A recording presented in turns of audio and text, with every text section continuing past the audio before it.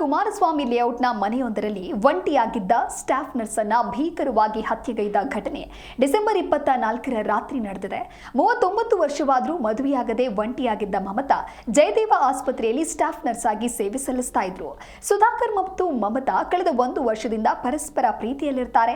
ಮಮತಾ ತನಗಿಂತ ವಯಸ್ಸಿನಲ್ಲಿ ಹಿರಿಯರು ಅಂತ ಹೇಳಿ ತಿಳಿಯದ ಸುಧಾಕರ್ ಪ್ರೀತಿಯಲ್ಲಿ ಬಿದ್ದಿದ್ದ. ಆದರೆ ಸುಧಾಕರ್ಗೆ ಇತ್ತೀಚೆಗೆ ಕುಟುಂಬಸ್ಥರು ಬೇರೆ ಯುವತಿಯೊಂದಿಗೆ ನಿಶ್ಚಿತಾರ್ಥ ಮಾಡಿಸಿದ್ರು. ಈ ವಿಷಯ ತಿಳಿದ ಮಮತಾ ಕೋಪಗೊಂಡು ತನ್ನನ್ನೇ ಮದುವೆ ಆಗಬೇಕು ಅಂತ ಒತ್ತಾಯಿಸಿದ್ರು.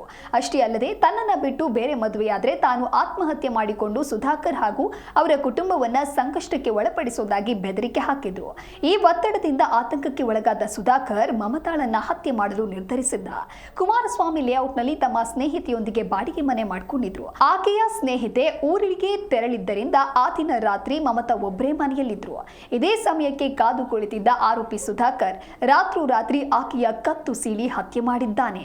ಇನ್ನು ಪ್ರಕರಣ ಬೆಳಕಿಗೆ ಬಂದ ನಂತರದಲ್ಲಿ ಹತ್ಯೆಯ ಮಾಹಿತಿ ದೊರಕ್ತಾ ಇದ್ದಂತೆ ಕುಮಾರಸ್ವಾಮಿ ಲೇಔಟ್ನ ಪೊಲೀಸರು ಸ್ಥಳಕ್ಕೆ ಭೇಟಿ ನೀಡಿ ಪರಿಶೀಲನೆಯನ್ನ ನಡೆಸಿದ್ದು ಆರೋಪಿಯನ್ನ ಬಂಧಿಸಿದ್ದಾರೆ.